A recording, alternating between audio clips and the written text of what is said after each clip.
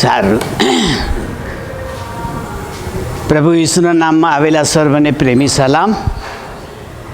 આપણે હિજેકીએલના પુસ્તકનો અભ્યાસ કરીએ છીએ અને એનો 31મો અધ્યાય આવેલો અને 7 કલમ સુધી જોઈ ગયેલા. 7 કલમ પછી આપણે બંધ કરેલું, એટલે આજે આપણે 8મી કલમથી આગળ જવાનું છે. એટલે બાઇબલ લાવ્યા હોય તો મહેરબાની કરીને ખોલજો હિજેકીએલનું પુસ્તક, એનો 31મો અધ્યાય અને 8મી કલમ. હવે શરૂ કરું તે પહેલી મારી હેબિટ પ્રમાણે હું કહી દઉં કે 29મા અધ્યાયથી શરૂ કરીને 32મા અધ્યાય સુધી મિસરનો યહોવાએ કરેલો ન્યાય આ ગોખી નાખજો.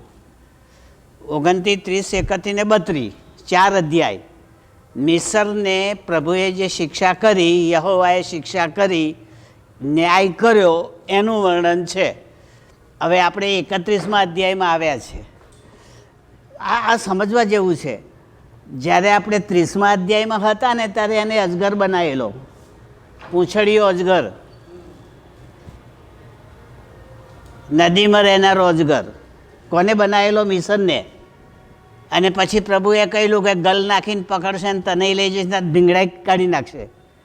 આ આપણે 30મા અધ્યાયમાં જોઈ ગયેલા. હવે આજે એ જ મિસરને એક વૃક્ષની કલ્પનામાં યહોવા આપણી આગળ મૂકે છે. જૈતુન વૃક્ષની કલ્પનામાં, જૈત વૃક્ષ. હવે એ વૃક્ષમાં મૂકે છે એ પણ આપણે આગળની કલમોમાં જોઈ ગયા. આ તો તમને એટલા માટે દીપક પેલું જોડાઈ જાય, આપણું શિક્ષણ પેલું ભૂલી ગયા હોય તો થોડું તાજું થઈ જાય ને જોડાઈ જાય, એટલા માટે બોલું છું. તો રાજાને વૃક્ષ સાથે સરખાવે અને એની ડાળખીઓ ને પછી પાંદડા એ બધા એના અધિકારીઓ અને પ્રજાજનો. હવે આજના ન્યાયમાં આજે જે પ્રભુ ન્યાય બતાવવાના છે તે નબુખાદનેસ્સરવાળો ન્યાય છે. નબુખાદનેસ્સરને જે શિક્ષા પ્રભુએ કરેલી એ શિક્ષા અહીંયા લાગુ કરી. હિજકીએલ પ્રભુ તો કે નબુખાદનેસ્સર રાજાને થયેલી શિક્ષા અનુભવી હશે. કેમ? કારણ કે જ્યારે સાદરાખ, મેશાક, અબેદનગોને, દાનિયેલને પકડી ગયા ત્યારે હિજકીએલને પકડી ગયેલા. એ યાજક હતો પણ એને પકડી ગયેલા. અને એ બધા જે પ્રદેશમાં રહેતા હતા ત્યાંથી પ્રભુએ એમને આ સંદર્શન દ્વારા યરૂશાલેમને સતાવનારાઓને હું કેવી શિક્ષા કરીશ એ બતાવ્યું. એ પછી પેલું વર્ણનમાં આવી ગયું, પેલી 5 પ્રજામાં. હવે આ છેલ્લી છે મિસર. મિસરે યહૂદીઓનું કંઈ બગાડ્યું હોય એવું તો મને નથી લાગતું. પણ એક વસ્તુ મને લાગે છે કે જ્યારે નબુખાદનેસ્સર રાજા ઇઝરાયેલીઓને મારવા આવ્યો, કાપવા આવ્યો, લૂંટી લેવા આવ્યો ત્યારે મિસરીઓ રાજી થયેલા, મદદ નહોતી કરી. આના ઉપરથી આપણે ખ્રિસ્તીઓએ એટલું શીખવું જોઈએ, આપણે કોઈનું બગાડીએ નહીં પણ કોઈનું બગડતું જોવાનું નહીં, બગડતું હોય તો અટકાવવાનું. આ નવું આવ્યું. કારણ કે આપણે તો બગાડતા નથી પણ બીજો બગાડે છે ને આપણે રાજી થઈએ છીએ. તો તે વખતે આ બાઇબલ મને કે ભાઈ પાપ લાગશે, હું મારી શિક્ષામાં આવીશ, તને ખબર છે કે એને નુકસાન થઈ રહ્યું છે તો એને મદદ કર, એને સહાય કર, નહીં તો મિસરવાદી થશે. એ આવે છે આજે. મિસર જોઈ રહેલું હતું એટલે એને શિક્ષા થઈ. હું કેમ આપણને લાગુ કરું છું? કારણ કે મિસર એ આફ્રિકા ખંડનો ઉત્તર ભાગ અને ઇઝરાયેલ એ આપણાથી હજારો કિલોમીટર દૂરનો દેશ. અને આ એનો ઇતિહાસ, આ આપણો નહીં. આ બાઇબલમાં જે ઇતિહાસ છે યહૂદીઓનો, પણ યહૂદીનો ઇતિહાસ તો થઈ ગયો, પછી આપણે શા માટે માથાકૂટ કરવાની? શા માટે આપણે આ બધું વાંચવાનું ને વિચારવાનું? તો એનો અર્થ એ કે યહોવાએ જે કર્યું એ યહોવા તો આજે છે, એ કંઈ બદલાઈ ગયો નથી. એ યહોવા પોતે કહે છે કે જે હતો, જે છે અને જે આવનાર છે એ તો હું એનો એ જ છું. એટલે જો આપણો પરમેશ્વર યહોવા આજે હાજર હોય તો આ વચનો પરથી આપણને કશુંક તો કે ભાઈ આમાંથી તારે આ શીખવાનું. એ આ વર્ણન આજનું છે કે કોઈના પડતા ઉપર પાટું મારવાના કરે, ઊભો કરવો વધારે સારો, અન્યાય કરનારને રોકવો સારો. બલકે રાજી તો થવું જ નહીં. દુશ્મનને નુકસાન થાય તો એ તાળી નહીં પાડવાની, નહીં તો તાળી પાડનારની શિક્ષા થયેલી જો ખબર હોય તો. તુરે તાળી પાડેલી તો તુરનો નાશ થઈ ગયો. એટલે કોઈ વ્યક્તિના પડતી અવસ્થામાં રાજી થવાનું નહીં. તો આ તો યહોવા મને કહે છે, યહોવા તમને પણ કહે છે, એટલે બાઇબલમાં આવ્યું છે. એટલે બાઇબલ આપણને કેટલું કહેવું બતાવે છે કે જે મને તમને લાગુ પડે. છે ઇતિહાસ પણ યહોવા તો છે ને. એટલે આ ધ્યાનમાં રાખજો, નહીં તો ગૂંચવાઈ જશો. મોટા ભાગના બાઇબલ અભ્યાસીઓ ગૂંચવાઈ જાય છે કે એ તો 2000 વર્ષ પહેલાં, 3000 વર્ષ પહેલાં બની ગયું, અત્યારે છે ને માથાકૂટ કરે છે. ભૂલી જા, અત્યારે હોય એ વાત કરને. આવું બોલનારા છે અને ભણેલા ગણેલા. તમને નહીં અનુભવ થાય, બાઇબલ કોલેજના પ્રોફેસરો આવું કહે છે શીખવતી વખતે કે આ તો 2000 વર્ષ પહેલાં થઈ ગયેલું છે, એને બહુ ધ્યાનમાં નહીં લેવાનું, અત્યારે ખ્રિસ્તી જીવન છે તો અત્યારનું શીખો. તો પછી પેલું થઈ ગયેલું એ કર્યું કોણે એ નહીં શીખવાનું. જો હું તમને સીધો દાખલો આપી દઉં ને પછી શરૂ કરી દઉં. હું સાતતાલ ગયેલો ને આશ્રમમાં, ત્યારે પૂના બાઇબલ કોલેજમાંથી 3 સ્ટુડન્ટ આવેલા, 3 સ્ટુડન્ટ પૂનામાંથી આશ્રમમાં. અને અમારી સાંજની સભા થાય દરરોજ સાંજે, સંધ્યા, એને સંધ્યા કહેવાય, સાંજનું અર્પણ. આ સંગીત તો કોઈ ગાયતો નહીં તો મીટિંગ તો થાય, ના ગાયતોય નીચે પેલા તળાવના કિનારે ત્યાં આશ્રમ છે, તે એ મીટિંગ થાય.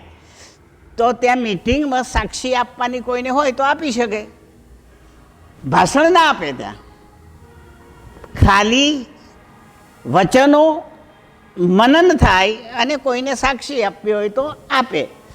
તો પેલા શિક્ષક, પારખ થવા ગયેલા શિક્ષકો જે શીખવતા હતા એમના સ્ટુડન્ટો, એમણે આવું કહ્યું, કહે છે કે ઈસુ મરી ગયા એ તો સત્ય છે, કારણ કે રોમન રાજાએ માર્યા, પણ ઈસુ જીવતા થઈ એની કોઈ સાબિતી જ નથી, કોઈ ઇતિહાસ નથી. આ એ બોલ્યા. અને પછી કહ્યું કે આપણે ખ્રિસ્તીઓ માનીએ છીએ કે ઈસુ જીવતા થયા, બાકી આખું જગત એને ઓળખી શકતા નથી. અચ્છા, હવે મીટિંગ તો પૂરી થઈ, પણ મને ચચડાટ થયો અંદર. એટલે મેં કહ્યું, ભાઈ તમે ભણ્યા પછી શું કરવાના છો કોલેજમાં ભણ્યા પછી? તો કે પારખ થઈશું. મેં કહું ના થશો, નહીં તો તમે મંડળીને નર્કમાં લઈ જશો, ખાડામાં લઈ જશો. મહેરબાની કરીને તમે પારખ થશો નહીં. એટલે પેલા 3 સ્ટુડન્ટો વિચાર કરવા લાગ્યા અને કહ્યું કે સાહેબ કેમ આવું કહો છો? અમે બિબ્લિકલ કોલેજમાં અભ્યાસ કરીએ છીએ અને 5 વર્ષ અભ્યાસ કરીશું અને પછી પારખ બનીશું. મેં કહ્યું કે તમે ખ્રિસ્તી ધર્મના મૂળમાં જ ઘા કરો છો. કયો? પછી મેં બાઇબલ કાઢીને બતાવ્યું. પાઉલે કહ્યું, એ જ્યારે મેં એને કહ્યું ત્યારે એ છોકરાને નવાઈ લાગી. પાઉલે કહ્યું કે જો ઈસુ ઉઠ્યો ના હોય તો મારું શીખવવાનું નકામું, તમારું શીખેલું નકામું, અને તમે હજુ પાપમાં જ છો ને નરકમાં જ જવાના. પણ એ ઉઠ્યો છે. એટલે મારા પાપની માફી આપે છે. મરેલો ના આપે, જીવતો આપે. અને એટલે મારા માટે આશા છે સ્વર્ગની, તમારા માટે આશા નહીં. એટલે તમે મહેરબાની કરીને પારખ થશો નહીં. એટલે પેલા ગભરાયા. પછી કહે છે અમે કોલેજમાં સાહેબને પૂછી જોઈશું કે પેલા એક સાહેબ આવું કહેતા હતા. હવે એણે ત્યાં જઈને કહ્યું હોય ના કહ્યું હોય પ્રભુ જાણે. પણ વાલાભાઈ બહેનો, આ મારે તમને વિનંતી કરીને કહું છું કે બાઇબલ આપણા માટે જ છે ને બાઇબલમાં લખેલું માનવું જ પડે. બહારના લોકો ના માને તોય, બહારના લોકો ના માને કે ભાઈ આ તો ઇતિહાસનું છે, આ તો સાચું નથી, એ જાણે. હું મારા વિશ્વાસને ડગવા ના દઉં. પ્રભુ પરનો મારો વિશ્વાસ મને બાઇબલમાંથી, દેવના વચનમાંથી મળ્યો છે, હું એને પકડી રાખું. મને ના સમજાતું હોય તોય પવિત્ર આત્મા પાસે હું સમજ માગું, પણ છોડું નહીં, ડગું નહીં. અને જો ડગ્યો તો ગયો, મારો વિશ્વાસ ગયો તો હું નર્કમાં ગયો. યાદ રાખજો. ઘણો બધો સમય જાય છે પણ મારે કહેવું પડે છે. ઘણા બધા ખ્રિસ્તીઓ શું માને છે, અને હમણાં એક ફાધરને મળ્યો તો ફાધરે મને કહેતા હતા કે ખ્રિસ્તી ધર્મ પાલન માટે છે, વિશ્વાસ માટે નહીં. એવું બોલતા હતા. વિશ્વાસ કહીને બેસી રહેવાનું નહીં, એના પ્રમાણે જીવવાનું. એટલે મેં ફાધરને કહ્યું પહેલું કયું આવે, વિશ્વાસ આવે કે જીવન આવે? મેં ફાધરને કહ્યું તમે સાચા હું સાચો, પણ આપણા બેમાંથી પહેલું શું કરવાનું? એ પછી ના બોલ્યા. કેમ ના બોલ્યા? કારણ કે એમને ખબર હતી ખ્રિસ્તી જીવનની શરૂઆત વિશ્વાસ દ્વારા થાય છે, કર્મ દ્વારા નહીં. આ યાદ રાખજો. વચનો પ્રમાણે જીવવાથી ખ્રિસ્તી નથી થવાતું. ઈસુ પર વિશ્વાસ કરવાથી એની કૃપાના કારણે મારું હૃદય બદલાય છે અને હું ખ્રિસ્તી થઉં છું. જ્યાં સુધી હૃદય ના બદલાય ત્યાં સુધી મારા જીવનનું ધાર્મિકપણું એ ધર્મમાં જાય, જીવનમાં નહીં. એમ તો બધા જ ધર્મ સારું જ શીખવાડે છે ને, કોઈ ધર્મ કદી ખોટું શીખવાડે? એવો આ એક ધર્મ, સારું જીવો. પણ જીવવાથી ફાયદો નથી. ફાયદો પહેલાં લઈ લેવાનો, સ્વર્ગ પહેલું લઈ લેવાનું, વારસો પહેલો લઈ લેવાનો, અનંત જીવન પહેલું લઈ લેવાનું, અને પછી એ મારો પ્રભુ મારા હૃદયમાં આવીને મને કહે પવિત્ર આત્મા દ્વારા, એ પ્રમાણે મારે જીવવાનું. તો જો બાઇબલ દેવની વાણી હોય, બાઇબલ દેવના વચન હોય, તો કદી એ પવિત્ર આત્મા તમને બાઇબલ વિરુદ્ધ તો શીખવાડે જ નહીં. નક્કી કરી લેજો. બીજા બધા શીખવાડી જાય. કદાચ શાંતિલાલને ખબર ના હોય તો શાંતિલાલે ઊંધું શીખવાડી જાય, અને પારક સાહેબને ખબર ના હોય તો પારક સાહેબે ઊંધું શીખવાડી જાય. બધાય માણસો છે, પણ મારું બાઇબલ પવિત્ર આત્મા જ્યારે મને સમજાવે એ કદી જૂઠું હોઈ શકે નહીં. એ સત્ય હોવાના કારણે સત્ય જ મને સમજાવે. પણ એ પવિત્ર આત્મા પહેલો મારે મેળવવો હોય તો વિશ્વાસ વગર મળતો નથી. તો હવે તમે નક્કી કરી લેજો, ખ્રિસ્તી જીવન જીવવું છે કે પહેલું જીવન લેવું છે? જીવ્યા પછી જીવાતું એ ખ્રિસ્તી જીવન, પણ મરેલો જીવે એ ખ્રિસ્તી નહીં. હાલેલુયા. હું જે સમજું છું એ હું તમારી આગળ કહું છું. અને એટલા માટે તમને કહું છું કે રિયલ બાઇબલ્સ એટલા માટે આપણે શીખીએ છીએ કે એમાં યહોવા શું કહે છે તે પ્રભુ આપણને બતાવે, મારા જીવનને શું શીખવાડે છે તે આપણને મળે. આ અર્થ રહેલો છે. હવે કાઢો બાઇબલ અને 31મો અધ્યાય અને 8મી કલમ. આ પ્રમાણે લખ્યું છે અંદર જુઓ. હિજકીલ 31 8મી કલમ. દેવની વાડીમાંના એરજ વૃક્ષો તેને ઢાંકી શકતા નહીં. દેવદાર વૃક્ષો તેની ડાખડીઓ સમાન પણ ન હતા. પ્લેન વૃક્ષો, આ પ્લેન વૃક્ષો ફક્ત બાઇબલમાં જ આવે છે, બીજી કોઈ જગ્યાએ આવતું નથી, તેની ડાળીઓની બરાબર પણ નહોતા. ખૂબીમાં પણ દેવની વાડીમાંનું એકે વૃક્ષ તેની બરોબરી કરી શકતું નથી. મિસરની સમૃદ્ધિનું વર્ણન આ દેવની વાડીમાં કર્યું એણે. દેવની વાડી કઈ? આદમને રહેવા આપી હતી તે. એટલે આપણે બધા એદનવાડી કરીએ છીએ, પણ એ તો દેવે આદમ માટે બનાવેલી, એને રાખવા. ભાઈ આ બાઇબલ મારું એવું કહે છે કે દેવે એદનવાડી બનાવી અને એમાં માણસને રાખ્યું. હવે પ્રભુ બનાવે તો ખામીવાળું હોય તો એદનવાડી કેવી હશે કલ્પના કરો. પ્રભુએ જે વાડી બનાવી એમાં કોઈ ઉણપ હોઈ શકે. પણ અહીં જે વર્ણન આવ્યું ને મિશનનું, એ તો એમ કહે છે કે મિશનની સમૃદ્ધિ આગળ તો એદનવાડીનો ક્લાસ જ નહીં. તો એ કેવું હશે? આ વર્ણન તો આવું આવ્યું. એદનવાડીનું એકે વૃક્ષ મિસરના આ રાજ્યની ઝાડવાની આગળ ઊભા ના રહી શકે. હવે હું આનો અર્થ આવો કરું છું, ગળે ઉતરે તો માનજો.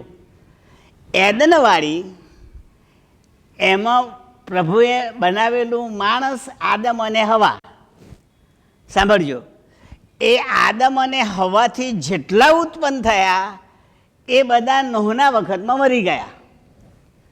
મારું બાઇબલ તો એવું કહે છે કે નોહના જળ પ્રલયમાં તમામ માણસો મરી ગયા અને નોહના 3 દીકરાના વંશજો આપણે છીએ.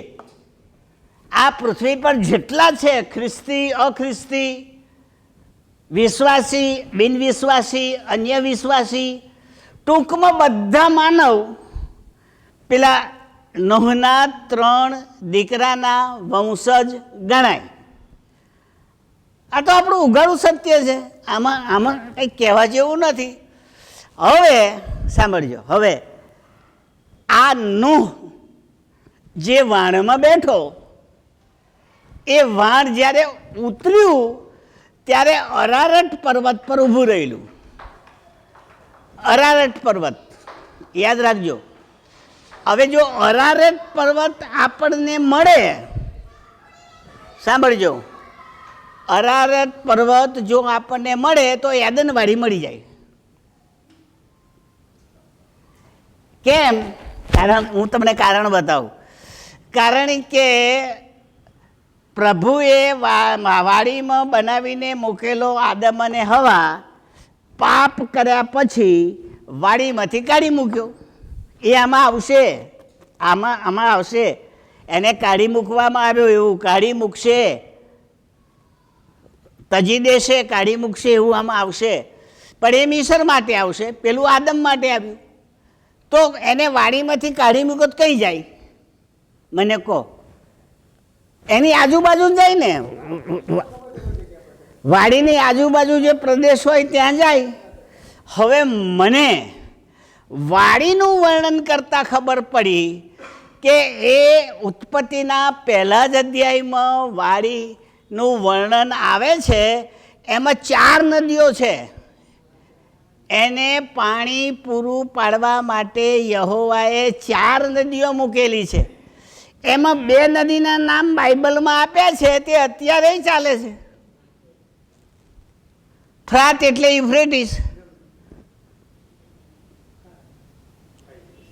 અને ટાઇગ્રીસ. આ 2 તો મોટી નદીઓ છે અને આજે પણ છે. એટલે જો એ નદીઓ કઈ છે એ ખબર પડી જાય તો એદનવાડી કઈ હતી તે આપણને ખબર પડી જાય. ખ્યાલ આવ્યો? હવે હું નકશો લાવ્યો હોત તો તમને બતાવત એશિયાનો, પણ લાવ્યો નથી. મારા ઘેર છે, લાવ્યો નથી. પણ હું તમને કહું છું જે મને નકશામાંથી મળ્યું. આ બંને નદીઓ અત્યારના ઈરાકમાં છે. અત્યારે જેને આપણે ઈરાક કહીએ છીએ ને, એમાં અત્યારે યુફ્રેટિસ અને ટાઇગ્રીસ બંને નદીઓ, એટલે આપણને એટલો ખ્યાલ તો આવે કે નહીં કે પ્રભુએ જે એદનવાડી બતાવી એ ઈરાકની આજુબાજુ બનાવી હશે આ નદી આધારે, બીજું તો કંઈ વર્ણન આપ્યું નથી. સારું, હવે આગળ બહુ સરસ સમજો. નદીઓને છોડી દો, પણ અરારટ પર્વત એ પણ એ ઈરાકની દક્ષિણમાં આવેલો ટેકરો. એટલે બહુ શિક્ષક તરીકે સમજાવું છું. આદમના વંશજો ભાગ્યા, આજુબાજુ રહ્યા, કઈ સુધી રહ્યા? નૂહ સુધી. નૂહ સુધીમાં જળપ્રલય થયો કે નહીં? અચ્છા, યહોવાએ એમના બચાવ માટે વાણ બનાવવાનું કહ્યું, એ અને એનું કુટુંબ વાણમાં બેઠું. પછી વરસાદ શરૂ થયો 40 દિવસ ને 40 રાત, અને એ કહે છે કે આખું જગત ડૂબી ગયું, એટલે વાણ ઊંચું ગયું, તર્યું. હવે જો એ વાણ, સાંભળજો, એ વાણ એ અરારટ પર્વત પર ઉતર્યું હોય અને ઊભું રહ્યું હોય તો એનો અર્થ એ થયો કે આદમથી માંડીને નૂહ સુધીના એ બધા ઈરાકની આજુબાજુ રહેનારી જ પ્રજા હશે. બાઇબલમાં એને જુદા જુદા નામ આપ્યા છે. દાખલા તરીકે શરૂઆતનું નામ આશુર દેશ, પછી ખાલદી દેશ, પછી બાબેલ, અને છેલ્લે પેલા સિકંદરના સેનાપતિ સેલ્યુકસે નામ આપ્યું તે શિનાર. 4 નામ પડ્યા, 4 નામ બાઇબલમાં, પણ એ બધું ઈરાકમાં. હવે સમજો, હવે ઈરાકના એ જે લશ્કરો ને જે પ્રજા એ જૂના કરાર પ્રમાણે મિસરની તોલે નથી. મિસર ચડિયાતી હતી એમની સરખામણીમાં. એટલે મારા બાઇબલે આ વાડીનું વર્ણન કર્યું કે મારી વાડી એટલે રિયલ વાડી નહીં, રિયલ ઝાડ નહીં, પણ રિયલ અધિકારીઓ, પેલા લશ્કરના આગેવાનો, રાજાઓ, સામ્રાજ્યો એ જે ત્યાં થયા, 4 સામ્રાજ્ય થયા છે ત્યાં. ગોખી રાખવું હોય તો ગોખી રાખજો. સૌથી પહેલું આસુરનો રાજા, એ પણ યહૂદીઓને પકડી ગયેલો, 6 વર્ષ કેદમાં રાખ્યા, ગુલામગીરીમાં રાખેલા.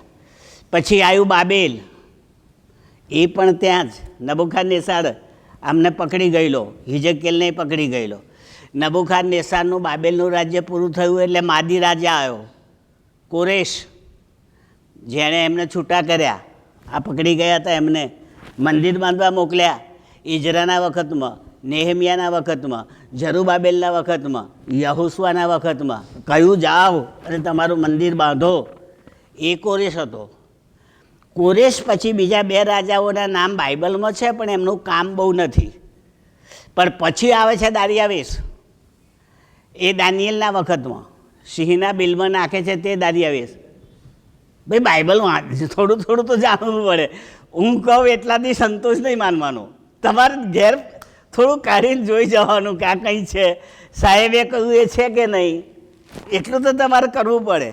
સારું, એટલે દાનિયેલ ત્યાં છે, ગરડો થયો છે, ને દારિયાવેશ રાજા છે. દારિયાવેશ રાજા પછી એ જે દારિયાવેશ રાજા આવ્યો તે સાંભળજો, ઈરાની રાજા હતો. આસુર ગયું, બાબેલ ગયું, માદી ગયું, ઈરાની આવ્યું. ઈરાનીમાં આ બધા છૂટા થયા. એટલે હવે એ ઇતિહાસની જરૂર ના રહી. આ તો આપણું બાઇબલ છે ને, યહૂદી પ્રજાની આજુબાજુ લખાયેલું છે. આ ગેરંટેડ. જ્યાં યહૂદી ના હોય ત્યાં મારું બાઇબલ, મારો જૂનો કરાર નથી. નવો કરાર છે આખી દુનિયા માટે, નવો કરાર આખી દુનિયા માટે, આપણા માટે પણ.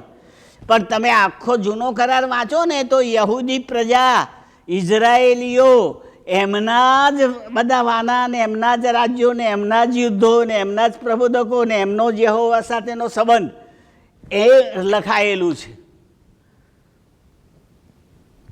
મારો કહેવાનો અર્થ હજુ સમજો. હું શું કહેવા માગું છું કે એ પ્રજા જેના 4 સત્તાઓ નાશ પામી તો પણ એમની પહેલાંની સત્તા મિસર એવી ને એવી હતી. હું એમની પહેલાંની કેમ કહું છું સાંભળો. નબુખાદનેસ્સાર રાજાનો જન્મય નહોતો થયો, તે પહેલાં મૂસા હતો, બાઇબલ હતું, નિયમશાસ્ત્ર હતું, પણ મૂસાય નહોતો જન્મ્યો ત્યારે યુસુફ હતો. એના પૂર્વજોનો વંશ જો ભાઈ તમે યાર, મૂસા કોનો છોકરો? હારૂનનો. મૂસા ને હારૂન ભાઈ એ કોનો છોકરો? લેવીનો છોકરો. એ લેવીનો છોકરો. લેવી કોણ? તો યાકૂબના 12 દીકરામાંનો એક. યાકૂબને જે 12 દીકરા થાય છે ને એમાંનો એક લેવી. એટલે એનો સંબંધ કોની જોડે આવ્યો? યાકૂબની જોડે. એ જ યાકૂબનો છોકરો યુસુફ. તમે બધા જાણો છો કે એને મિસરમાં વેચી દેવામાં આવેલો અને ત્યારે મિસરમાં ફારૂન રાજા હતા અને એમનું રાજની જાહો જલાલી હતી. જ્યારે પેલાનું તો નામ નિશાન નથી ઈરાકવાળાનું. તમે સમજો? વર્ષો પછી એ આવે છે. આ તો વર્ષો પહેલાં આ રાજ્ય સત્તા છે. એટલે આટલી જૂની રાજ્ય સત્તા આ નવી રાજસત્તાઓ આવીને ગઈ તોય આ ટકી રહી. એટલે યાદનવાડીનું ઝાડવું આની તોલે આવ્યું. હવે સમજો તમે, પેલા ઝાડવા ના લેશો, નિર્જીવ. ઝાડવા એટલે પ્રજા, ઝાડવા એટલે રાજ, ઝાડવા એટલે સરદાર, એમની સત્તાઓ એ ઝાડવામાં લો. એ એકઈ ના રહ્યું તોય આ રહ્યું. પણ હવે પ્રભુ કહે છે એને કાપી નાખીશ, એને નહીં દવા દઉં. એનો અર્થ શું થયો વાલા ભાઈ બહેનો? બધા નાશ પામી જાય ને આપણે એકલા જીવતા હોય તોય સલામત નહીં. જો પ્રભુની વિરુદ્ધ જઈએ તો પ્રભુ આપણને પણ શિક્ષા કર્યા વગર રહે નહીં. એટલે બહેતર એ છે આ વચનોમાંથી આપણે ચેતી જઈએ અને આપણી સમૃદ્ધિનું અભિમાન ના કરીએ. પ્રભુએ આપ્યું છે એનું અભિમાન ના કરીએ. રાખ મન રાખીએ, પ્રભુની તરફ વળીએ અને પ્રભુને રાજી રાખીએ. તો આ મેં તમને ઝાડવાની જે વાત વાંચી બતાવી એ પેલા દેવની વાડીમાંના વૃક્ષો આ મિસર કરતાં ઉતરતા એણે બતાવ્યા, વધારે ચડિયાતા આમને બતાવ્યા. 9મી કલમ. મેં એની ડાળીઓના જથ્થાને એવું સુંદર બનાવ્યું કે દેવની વાડીમાંનો એટલે એદનના સર્વ વૃક્ષો એની અદેખાઈ કરતા હતા. પેલા ત્યાં બાબેલવાળા આની અદેખાઈ કરતા હતા, મિસરની. કેમ? દેવે એમને સુંદર બનાવ્યા, દેવે એમને સમૃદ્ધિ આપી. યાદ રાખીએ, આજે જગતમાં ખ્રિસ્તીઓ કરતાંય બીજા ધર્મના માણસો વધારે સમૃદ્ધ હોય છે. નાણાકીય રીતે, સંપત્તિની રીતે, જ્ઞાનની રીતે, સત્તાની રીતે આપણા ખ્રિસ્તીઓ કરતાં પણ એ વધારે સમૃદ્ધ હોય છે. અને આપણને એમની અદેખાઈ પણ થાય. હું સાચા ઈશ્વરને ભજનારો, મને ભૂખે મરવાનું, ને પેલાને તો લહેર છે. પણ બાઇબલ એની એ લહેર કેટલી છે તે બતાવે છે. એટલે અદેખાઈ કરનારાઓએ શું કરવાનું તે બતાવ્યું પ્રભુએ. મારા પ્રભુ એટલું સરસ મને કહે છે કે બાઇબલને સમજ એટલે જ્ઞાનવાળું હૃદય મળશે તને, અને આ પૃથ્વી પર કેવી રીતે જીવવું તે તને સમજ પડશે. દાઉદ રાજાએ સ્પષ્ટ કહ્યું, અન્યાય કરનારાઓને મેં સમૃદ્ધ થતા જોયા અને ન્યાયીઓને પડતીમાં જોયા, પણ થોડા વખત માટે પછી એ નહીં રહે. તું રહીશ, તું ગરીબ છે ને રહીશ, કારણ કે તું પ્રભુને ઓળખે છે. એ પ્રભુને નથી ઓળખતા. પ્રભુને ઓળખ્યા વગરની બધી સમૃદ્ધિ નાશ પામે, પણ પ્રભુના માટે વેઠેલું દુઃખ ઉપર લાભ આપે. કારણ કે ઉપર મળવાનું છે આપણને બદલો, લાભ, પ્રોફિટ. હું તો માનું છું, તમારે માનવું હોય તો માનજો, કારણ કે બહુ ફાયદાવાળું છે. હું અહીં દુઃખી થઉં તો નિશાસા ના રાખું, પ્રેઝ ધ લોર્ડ બોલું અને એના પર ભરોસો રાખું. અહીં ના મળે તો કંઈ નહીં, પણ ત્યાં તો તું મને છોડવાનો નથી, એ આશામાં આપણે જીવીએ છીએ. તો આ 9મી કલમ આપણે પૂરી કરી. એ વાડીની વાત હતી, એદનવાડીની અને મિસરવાડીની. હવે 10મી કલમ. પ્રભુ યહોવા કહે છે, કદમાં ઊંચું થયું ને તેણે પોતાની ટોચ વાદળ સુધી પહોંચાડી છે, ને તેનું અંતઃકરણ તેની ઊંચાઈને લીધે ગર્વિષ્ઠ થયું છે. ઉઘાડું, આ તો બધી સરખામણી કરી છે. બહુ ઊંચું થયું એટલે વિકાસ પામ્યું, રાજ્ય વધ્યું, સત્તા વધી, સમૃદ્ધિ વધી, અને એટલી બધી વધી કે એનું મન કેવું થયું? ગર્વિષ્ઠ, અભિમાની. આ ભાઈ, આ તો આપણને લાગવું પડે. લક્ષાધિપતિ થઈ જાય ને તો થોડુંક અભિમાન આવે, પણ કરોડપતિ થયે ને તો પછી અભિમાનમાં વધારો થઈ જાય. આપણે માણસ છીએ, પ્રભુની આગળ ઉઘાડા છીએ, એટલે પ્રભુ જે સ્થિતિમાં રાખે ને એ જ સારું. આપણે એથી વધારે આશા રાખવાની નહીં તો જોખમ. હા, યાદ રાખજો. આ માણસ, આ રાજા, આ રાજ્ય આકાશ સુધી ઊંચું થયું, સમૃદ્ધ થયું, ત્યારે એનું મન ગર્વિષ્ઠ થયું, અભિમાની થયું. એટલે પ્રભુએ એ ઝાડને કાપી નાખવાનો વિચાર કર્યો. અભિમાની માણસ પાસે ધન આવી જાય તો પ્રભુ ક્ષણમાં લઈ લે. સગા દીઠા મેં શાહ આલમના, શેરીએ ભીખ માગતા, એવી કવિતા છે. આપણા ભારતમાં થઈ ગયેલા મોગલ રાજ્યના સૌથી વધારે પૈસાદાર રાજા બાદશાહ એ શાહ આલમ. લો, આગ્રામાં બાંધ્યો છે તે તાજમહાલ. હા, રાજા તાજમહાલ બાંધનારો એ હોય તે, મને જેટલું યાદ છે એટલું કહું છું. એવું કહેવાય છે કે એણે એની બેસવાની ખુરશી તે વખતના 9 કરોડ રૂપિયા ખર્ચેલા. બેસવાની ખુરશી માટે 9 કરોડ, અને એનું નામ મયુરાસન રાખેલું. એવી ખુરશી આખા જગતમાં સુલેમાન સિવાય કોઈએ બનાવી નથી. હું સુલેમાનનું કેમ કહું છું? કારણ કે મારા બાઇબલમાં સુલેમાન કરતાં કોઈ જ્ઞાની થયો જ નથી એવું કહે છે. એટલે, અને મારે તો ખેંચવું પડે ને બાઇબલમાં, ખ્રિસ્તીનું નહીં ખેંચવું પડે મારે, એમાં ખેંચવું પડે, કારણ કે મારું પુસ્તક છે ને મારો રાજા છે, મેં જોયો નથી તોય. પણ એ શાહ આલમ રાજા પછી મોગલ રાજની પડતી થઈ તો એના કુટુંબીજનોને ભીખ માગતા જોયા. તો કંઈ ગયું એ બધું?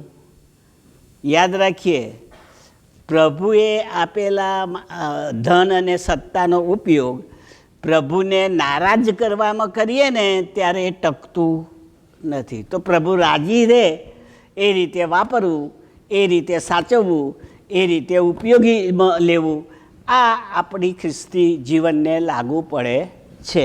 આ યાદ રાખજો. સારું, આગળ વાંચીએ 11મી કલમ. તેથી હું તેને પ્રજાઓમાં જે પરાક્રમી છે તેના હાથમાં સોંપી દઈશ, તે જરૂર તેની ભલે કરશે. મેં તેને દુષ્ટતાને લીધે હાંકી કાઢ્યું છે. પેલું આવ્યું વાડીમાંથી હાંકી કાઢેલું, તે પાપના લીધે આદમ અને હવાને વાડીમાંથી હાંકી કાઢ્યા. તો મિસરને કહેવામાં આવ્યું છે કે એ ગર્વિષ્ઠ થયું એટલે બીજા રાજાને બોલાવીશ, એના કરતાં બળવાન રાજાને, અને આને હાંકી કાઢીશ. એની સત્તાનો લોપ થશે, એની સમૃદ્ધિ રહેશે નહીં. હું 2 વખત ગયો કેરોમાં. તમને નવાઈ લાગશે, ઇઝરાયલમાં રહ્યો ને ત્યાં સુધી મને યુરોપ જેવું લાગ્યું. એક પાંદડું કે કાગળિયું રસ્તા પર નહીં, એકદમ ચોખ્ખું ચણાક, યુરોપ જેવું લાગે. પણ કેરોમાં ગયો ને તો ભારત જેવું લાગ્યું. કાગળિયા ઉડતા હોય ને પેલા ભીખ માગનારા હોય ને બધી પાછળ પાછળ ફરતા હોય. ત્યારે મેં કહ્યું પ્રેઝ લોર્ડ, અહીં ભારત તો છે, આપણા દેશમાં આવું જ છે. ટૂંકમાં અત્યારે ઇજિપ્તની સ્થિતિ કેટલી નબળી છે એનો અનુભવ. એક જમાનામાં આખી દુનિયા પર એની સત્તા છવાયેલી હતી, પણ ગર્વિષ્ઠ મનના કારણે ના ટક્યું. એટલે પ્રભુએ આપણને આટલું જ શીખવ્યું કે જો રાજાનું ના ટકતું હોય તો તમારું શું.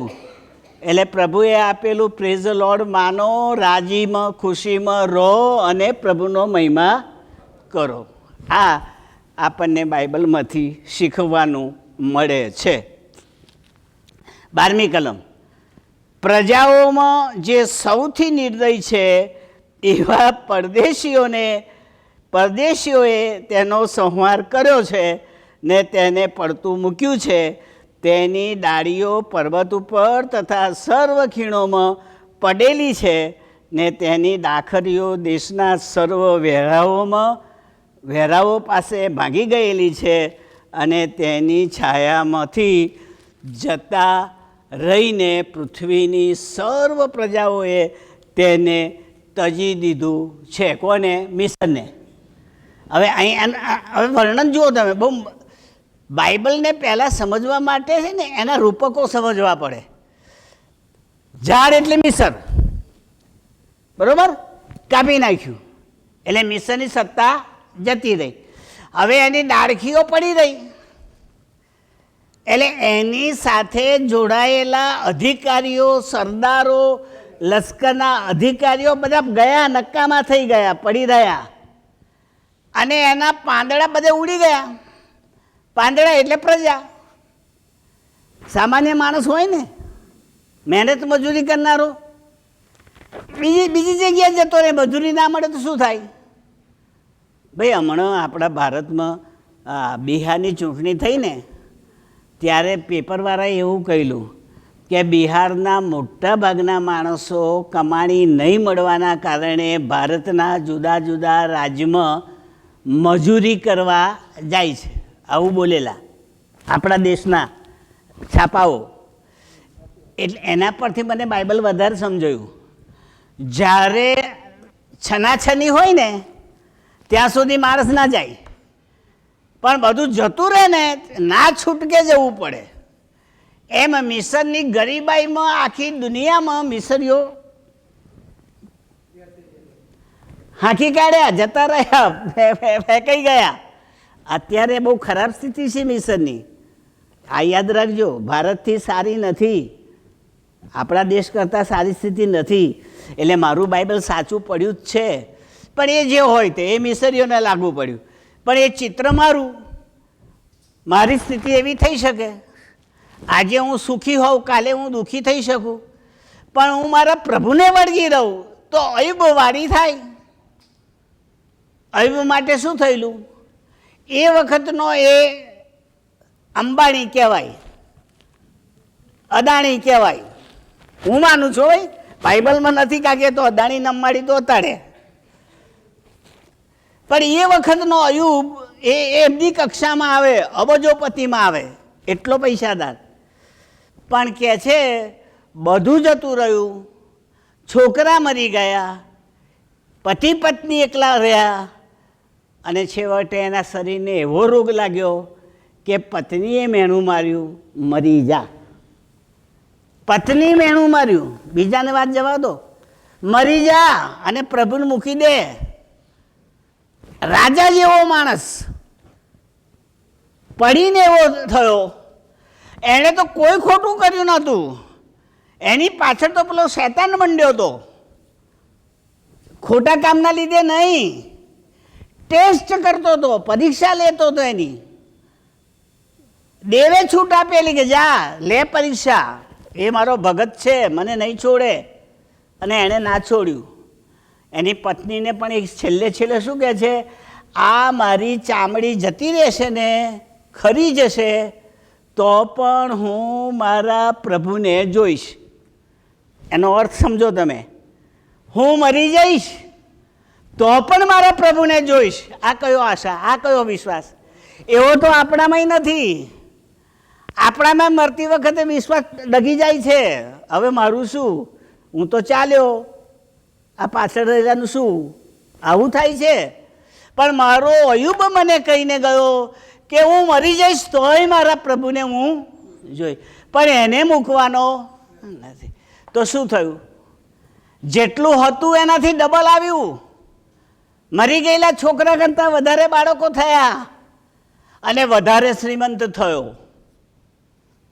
મારું બાઇબલ તો કહે છે કે 4 ગણું મળ્યું એને, એવું કહે છે. પણ વળગી રહ્યો ને.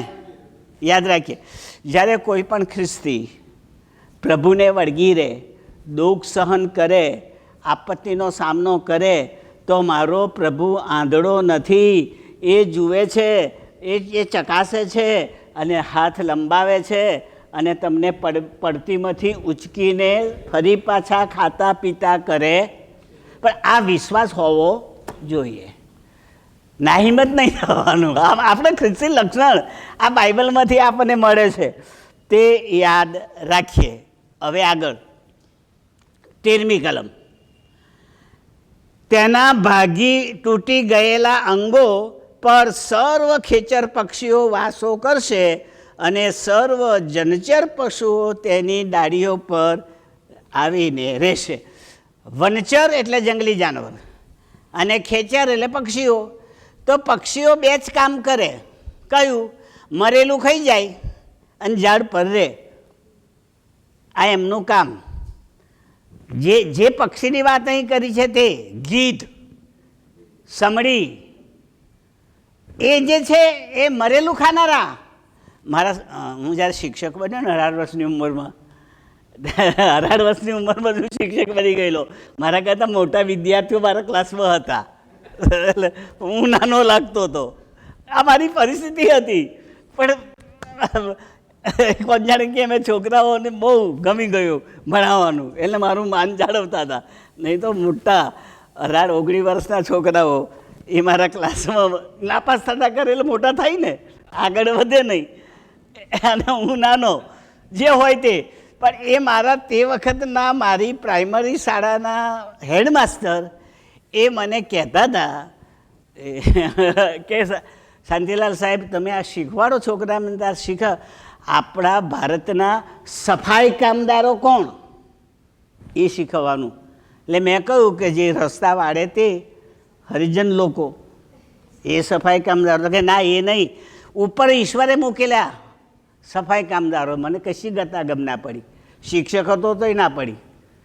પછી એમણે કહ્યું, સૌથી વધારે સફાઈ કામદાર પરમેશ્વરે ગીધ મૂક્યા છે. જો ગીધ ના હોય ને તો માણસો જીવે જ નહીં. એટલા બધા ઢોર મરી જાય, ગંધાઈને માણસ મરી જાય. પણ ગીધ આવે છે અને મરેલું સાફ કરી નાખે છે, એટલે આપણે આરામથી રહીએ છીએ. તો આપણને જીવાડવા માટે પ્રભુએ ગીધને મરેલું ખાવા માટે નિર્માણ કર્યું. એટલે મારા પ્રભુએ બનાવેલા સફાઈ કામદારોમાં આ આવે.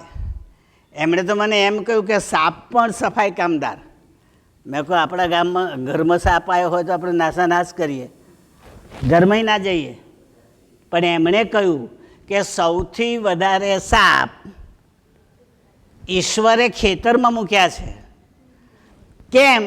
કારણ કે ખેતરના પાકને ઉંદર નુકસાન કરે છે. મોટા મોટા ઉંદર હોય છે અને ખેતરના પાકને નુકસાન કરે છે. એટલે મારા પરમેશ્વરે મારા પાકના રક્ષણ માટે સાપ મૂક્યો. કેમ? ઉંદરને ખાઈ જાય ને મને સાચવે. આમાં નાની નાની વાતમાં પ્રભુની રચના તો જુઓ. ખેડૂતોના ખેતી બચાવવા માટે પ્રભુએ સાપ પેદા કર્યો અને આપણને દુર્ગંધથી બચાવવા માટે એણે ગીધ પેદા કરી. હવે અહીં જે વર્ણન આવ્યું તે એ છે કે આ ઝાડ પડી જશે પછી પેલા ખેતરના જે પક્ષીઓ છે અને જંગલી જાનવરો છે એ ઉજ્જડ ઠેકાણે રહે. એટલે તારું ઉજ્જડ થઈ ગયું તો આવીને ત્યાં રહેશે. હવે આ બાઇબલ છે ને કેટલું સાચું પડી રહ્યું છે ને એ તમે આંખ ઉઘાડી કરીને જોજો. ગઈકાલના પેપરમાં સૌરાષ્ટ્રના દીવ નામનું ગામ છે, દીવ દરિયા કિનારે આપણે બધા ફરવા જઈએ છીએ. એ દીવની કોઈ સીમમાં સિંહ લટાર મારતો હતો, ફોટા સાથે બતાવેલો સિંહ. હવે મારા પ્રભુએ જંગલી જાનવરોને માનવ વસ્તીમાં આવવાની મના કરેલી છે. એ એના એરિયામાં જ રહે, બહાર ના આવે. સમુદ્રને અને જંગલી પ્રાણીઓને પ્રભુએ હદ નક્કી કરી છે કે ભાઈ આમ જ તમારે રહેવાનું, માણસોને હેરાન કરવાના. તો આ તો માણસ વસ્તીમાં આવી ગયો. એનો અર્થ એ થયો કે મારા પ્રભુનો સમય હવે પૂરો થાય છે અને મારા પ્રભુનું આગમન તદ્દન નજીક છે. કારણ કે બાઇબલ પ્રમાણે પ્રાણીઓ માનવ વસ્તીમાં આવતા થયા છે અને દરિયો એની હદ ઓળંગી રહ્યો છે. ભાઈ તમે માનો કે ના માનો, સુનામી આવ્યું ને ત્યારે દરિયો ગામડા ડૂબાડી ગયો હતો. જેને અનુભવ હશે ને, જેમણે વાંચ્યું હશે એમને ખબર છે. સુનામીનું વાવાઝોડું આવેલું, દરિયા કિનારાના મોટા ભાગના ગામને ડૂબાડી દીધા. જે પ્રભુએ ના પાડેલી અહીંથી તારે આગળ નહીં વધવાનું, પણ આવ્યું. કારણ કે એનો આવવાનો સમય આવ્યો એટલે આપણને તો ચેતવણીનું રસિંગડું વાગ્યું. હવે જો અત્યારે નહીં ચેતીએ તો મિસરવારી થશે. અને આપણે મિસરવારીમાંથી બચવું હોય તો ચેતી જાઓ, પ્રભુનો સ્વીકાર કરો, વિશ્વાસી જીવન જીવો અને એને રાજી રાખો. કરવું જ પડશે, છૂટકો જ નથી. આ ક્લાસ એટલા જ માટે આપણે ભરીએ છીએ કે કશુંક તો કરીએ જેથી આપણે બચીએ અને બીજાને કહીએ કે ભાઈ આવું અમે શીખ્યા છે, તું બચવા પ્રયત્ન કર. તો આગળ વાંચીએ 14મી કલ, બરાબર ને? હા, એ માટે કે પાણી પાસેના અને પાણી પીનારા સર્વ વૃક્ષોમાંના કોઈ પણ કદમાં ઊંચા ન થઈ જાય, તે પોતાની ટોચ વાદળ સુધી ન પહોંચાડે ને તેમના પરાક્રમી પોતાની ગરદન ઊંચી ન કરે, કેમ કે તેઓ બીજા મનુષ્યોની સાથે કબરમાં ઉતરી જનારાઓના ભેગા મોતને તથા અધોલોકને સ્વાધીન થશે. સ્વાધીન કરવામાં આવ્યા. હવે આમાં 3 શબ્દો જોઈને બંધ કરી દઈએ કે આપણો સમય થયો. 3 શબ્દો. 1, ગમે તેટલા તમે પાણી પી પીને મોટા થાવ, પ્રભુનો આશીર્વાદ મેળવીને ઊંચા થાવ, પણ અધોલોકમાં જવાનો વારો આવે. કોને આવ્યો? પેલા પૈસાદાર માણસને. ઈસુનું દ્રષ્ટાંત લાજરસ અને પૈસાદાર. ભાઈ વાંચી જોજો, મહેરબાની કરીને તમે નવો કરવા વાંચજો. ઈસુએ દ્રષ્ટાંત આપ્યું. એક માણસ હતો, બહુ પૈસાદાર હતો, ટેબલ પર જમતો હતો અને એના ઘરના આંગણામાં લાજરસ નામનો એક ગરીબ ભિખારી હતો. માદો હતો, શરીરે ફોલ્લા હતા, રીબાતો હતો, પણ પેલાને એને આપવાની ફુરસદ નહોતી ને ખબર કાઢવાની એ ફુરસદ નહોતી. આ ઈસુએ દ્રષ્ટાંત આપ્યું, સાચું બનેલું. પછી થયું એવું કે પેલો લાજરસ મરી ગયો. તો મારું બાઇબલ કહે છે દૂત આવ્યો અને એને ઇબ્રાહિમ પિતાની ગોદમાં લઈ ગયો. આ બરોબર સમજો. બળ હોત તો હું તમને સમજાવત કે ખરેખર ઈશ્વર પિતાની ગોદ કઈ છે ને અધોલોક કયું છે, પણ બળ નથી. પણ એ હું કેમ લખવા જવું? એ તમે આવતી વખત મૂકજો. એટલે આવતી વખત આપણે એને પહેલાં સમજી લઈશું, બરાબર? આજે તો સમય થઈ ગયો એટલે હું મૂકતો નથી ના, પછી મોડું થશે. 9 વાગી ગયા છે એટલે મોડું થશે. પણ હું મોડે થોડું બોલું ને પછી બધું દોરીને બતાવીશ. જેને શીખવું હશે તે આવશે, મને વાંધો નથી. નહીં આવે તોય, કારણ કે છે તો ખરું જ ને. અને આ શીખ્યા તોય છે. તો ગમે તેટલા આશીર્વાદથી તમે ધનાઢ્ય બની ગયા હોય પણ તમે એક દિવસ અધોલોકમાં જશો.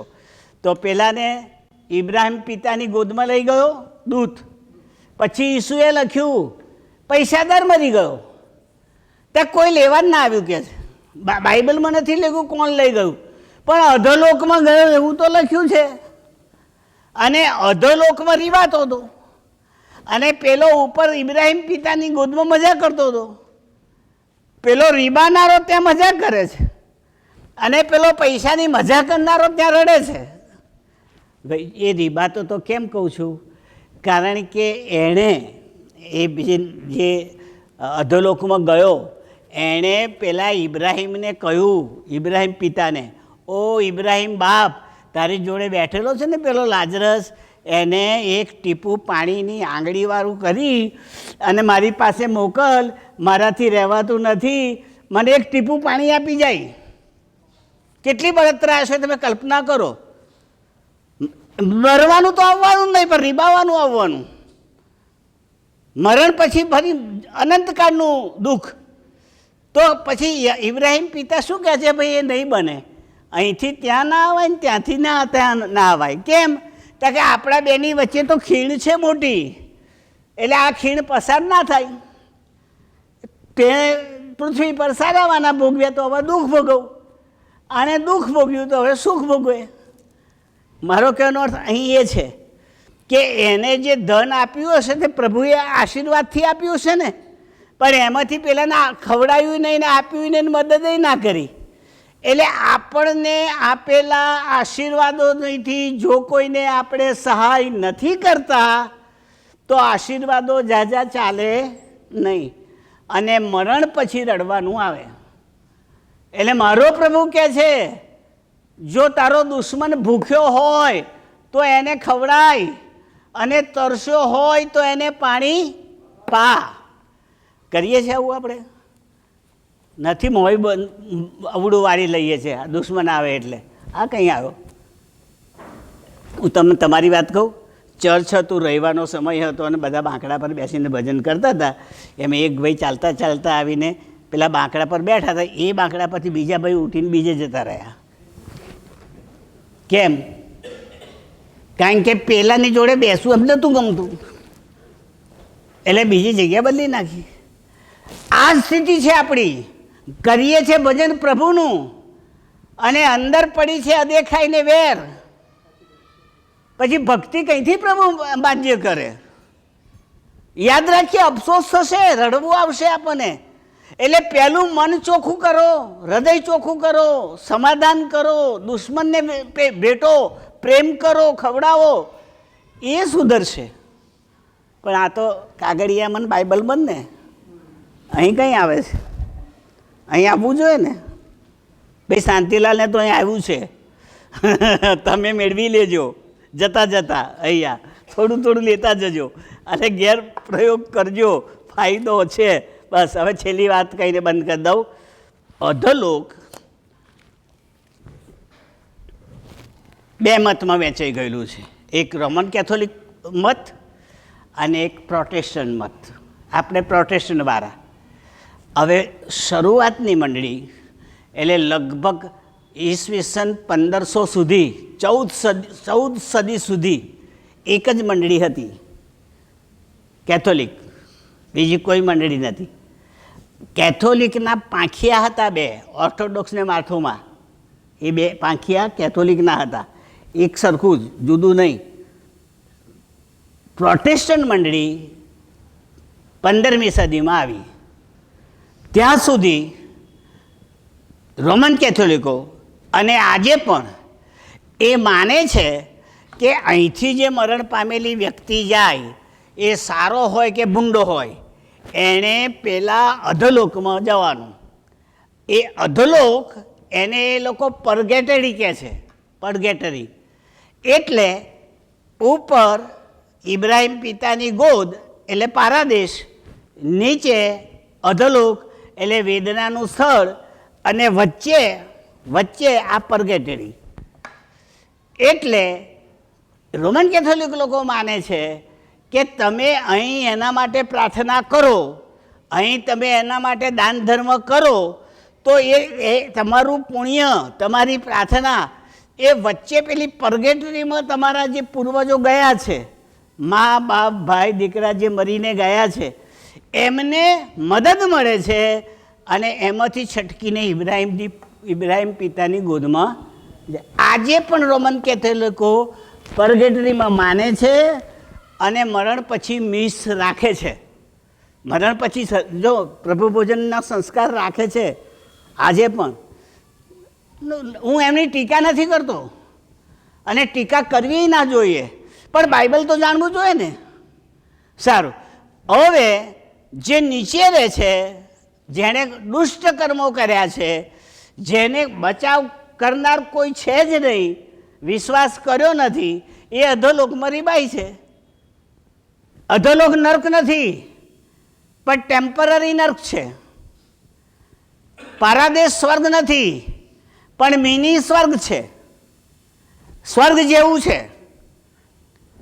હવે 5 મિનિટ ઉપર જતી રહી એટલે આવતી વખતે વધારે સમજીશું એ શું છે તે. બરાબર, અહીં આપણે સંતોષ માની લો, અટકી જઈએ અને આવતી વખતે વધારે સારી રીતે જોઈશું. પ્રભુ આ સમજવાની આપણી સહાય કરો. હા તો કઈ